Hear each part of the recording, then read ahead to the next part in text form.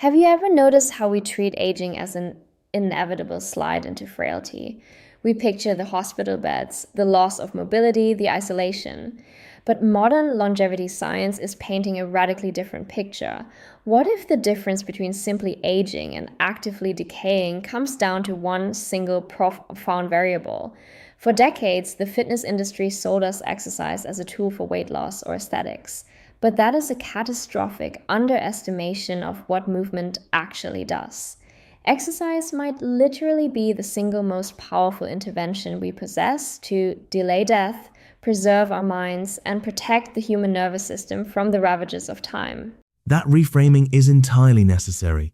We have to stop looking at exercise as a cosmetic chore and start recognizing it as the ultimate form of preventive medicine. It is a biological upgrade system.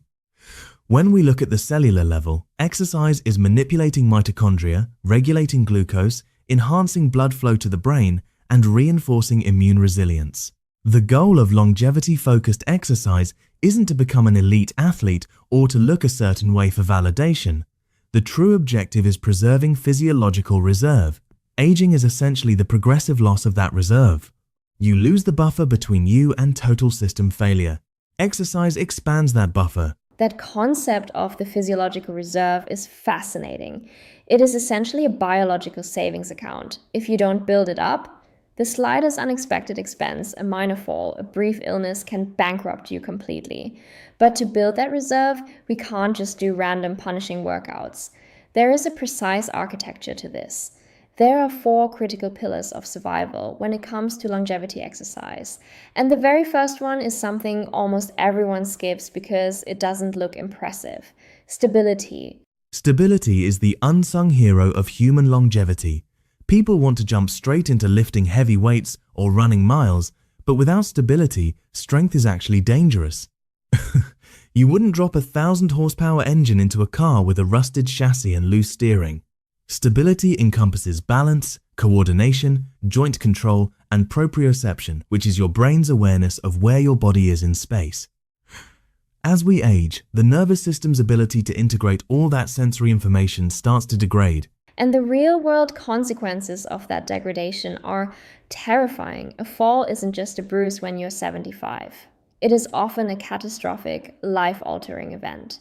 The statistics linking poor balance to a rapid decline in independence and an increased risk of mortality are staggering. So, stability training isn't glamorous, but it is the absolute bedrock of physical autonomy. You have to be able to control movement before you can safely generate power.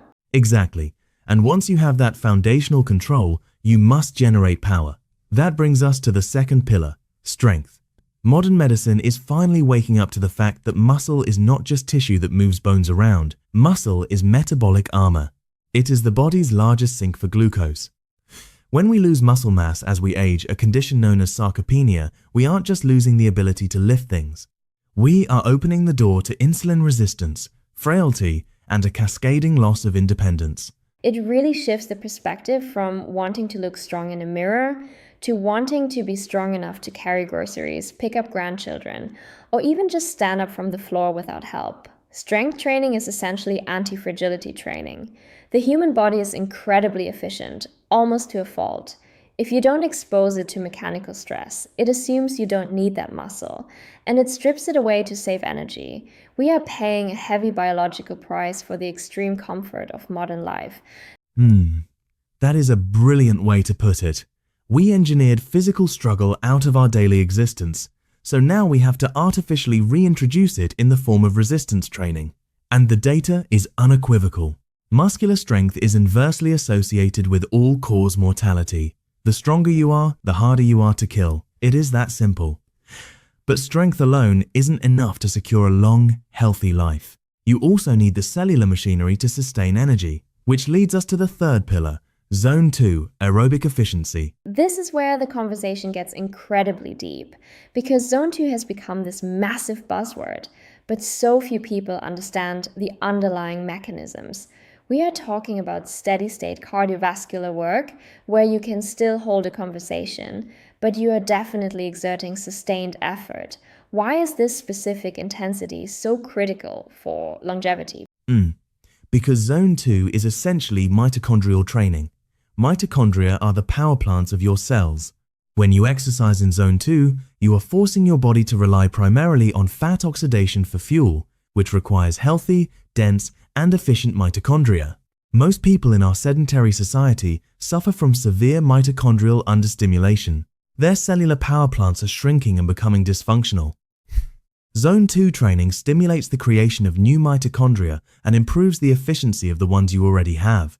It builds profound metabolic flexibility. So it is not just easy cardio for a rest day. It is the fundamental conditioning of your cellular energy grid. But if Zone 2 is the foundation of your aerobic house, the fourth pillar has to be the roof. Let's talk about VO2 max.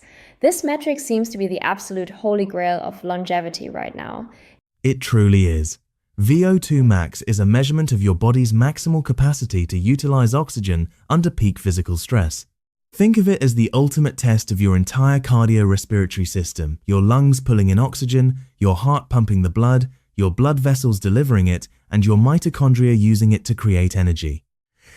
The research on this is absolutely mind-blowing. Having a high VO2 max might be the single strongest predictor of a long lifespan that we can currently measure in modern medicine. Stronger than avoiding smoking or having good cholesterol? In many studies, yes. Low cardiorespiratory fitness carries a mortality risk comparable to or even greater than smoking, diabetes, or heart disease.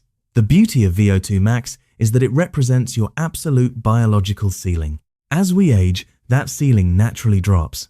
If your ceiling is extremely high in your 40s and 50s, you have a massive buffer as it declines. If your ceiling is already low, normal aging will quickly push you below the threshold required for independent living.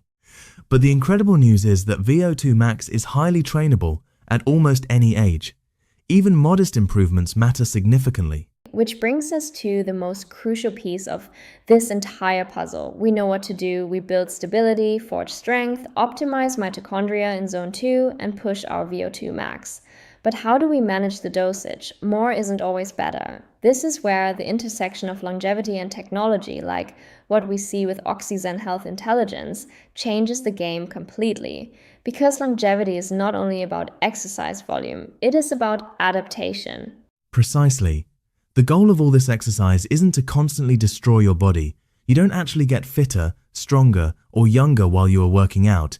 You get fitter while you recover. This is why tracking metrics like heart rate variability, resting heart rate, and sleep quality is so vital. These data points tell you how your nervous system is handling the stress. Are you adapting, or are you just digging a deeper hole of exhaustion? It is the difference between investing and spending. Every time you train, you are spending biological currency. If your recovery is dialed in, you get a massive return on that investment in the form of resilience. If you ignore recovery, you just go bankrupt. Wearables and continuous monitoring finally give us the dashboard to see exactly how our bodies are responding to the stress we apply. We can see our VO2 max trending upward, our resting heart rate dropping, our HRV signaling a balanced, resilient nervous system. And that feedback loop is empowering. It removes the guesswork. You start to realize that exercise is not a punishment for what you ate, nor is it a chore you have to suffer through. It is a highly precise, deeply rewarding biological investment. Every single workout is a choice. You are either actively building future resilience or you are passively accelerating future decline. There is no neutral gear in human biology. That is such a striking thought. There is no neutral gear. We are either growing or we are decaying. It forces us to confront a slightly philosophical question. What kind of older person do you want to be? Do you want to be the person who is isolated, frail, and entirely dependent on a medical system to survive? Or do you want to be the person carrying their own groceries at 80, climbing stairs with ease, and living with total physical autonomy? When you frame it that way, the choice is obvious. The science is clear. We don't have a magic pill that stops time. We don't have a biological fountain of youth. But what we do have is a mechanism to rewrite how our cells age, how our brains function, and how our bodies endure. Exercise is the closest thing humanity currently possesses to an anti-aging drug. It is the ultimate tactic for survival. The future of health isn't just about avoiding disease, it is about building unstoppable capacity. Thank you for joining this deep dive into the architecture of human resilience. This is OXYZEN Health Intelligence. Keep moving, keep adapting, and we will see you next time.